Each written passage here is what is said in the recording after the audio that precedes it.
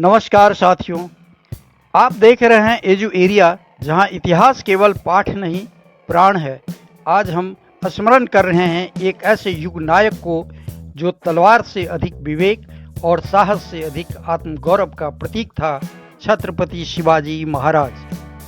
आइए इतिहास के पृष्ठों को पलटते हैं, जहां एक बालक मां की गोद में स्वराज का स्वप्न देख रहा था।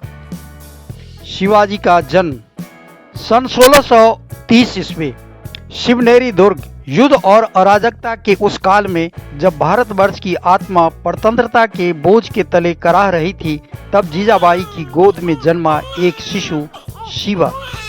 यह जन्म मात्र देह का नहीं था, यह भारतीय स्वाभिमान का पुनर्जन्म था।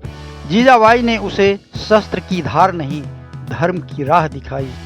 तुलजा भवानी की कहानियों में शिवा ने न केवल वीरता बल्कि न्याय और धर्म का मर्म सीखा। बाल्यकाल और शिक्षा।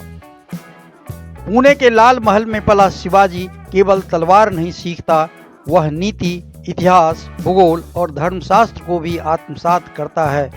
संत तुकाराम की वाणी, संत रामदास की छाया, यह वह बुनियाद थी जिस पर स्वराज का महल खड़ा होना था। पारिवारिक जीवन। शिवाजी का विवाह साई-बाई से हुआ, जो उनकी आत्मिक स्थिरता की प्रतीक बनी।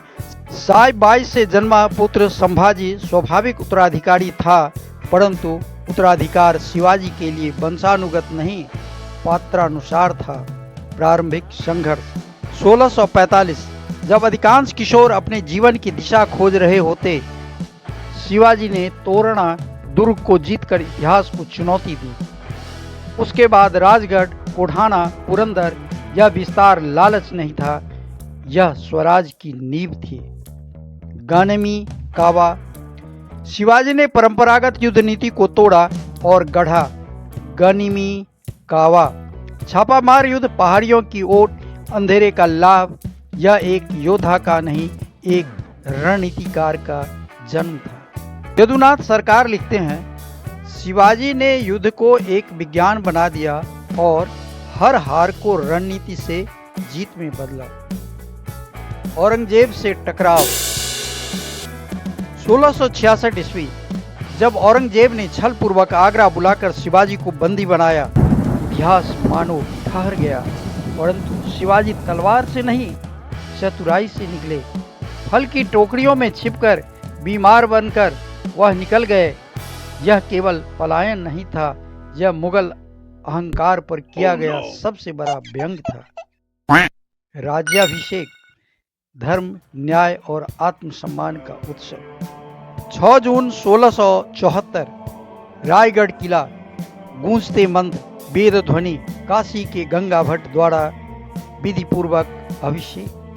शिवाजी ने जातिवादी विरोधियों को उत्तर दिया, राजा वह है जो धर्म और न्याय के लिए लड़े, न कि वह जो कुल में जन्मे। यह राज्याभिषेक केवल राजनीतिक घटना नहीं थी, यह आत्मगौरव की घोषणा थी। शासन व्यवस्था। अष्टप्रधान मंडल, वह मंत्रिमंडल जो कुशलता, न्याय और विविधता का प्रतीक था। शिवाजी ने कभी धर्म के नाम पर भेद नहीं किया। मुस्लिम अफसरों को भी उन्होंने वही सम्मान दिया जो ब्राह्मणों और मराठों को मिलता था। वह राजा नहीं, विचारधारा थे, शौर्य में करुणा। कर्नाटक से लाई गई एक सुंदर महिला को देखकर शिवाजी ने कहा, यह मां है और मां को बंदी नहीं बनाया जाता। अफजल खान के शव को इस्लामिक विधि से दफन करना, यह शिवाजी के भीतर के वीर और संत का समन्वय था। धार्मिक दृष्टिकोण, संतुलन और सम्मान।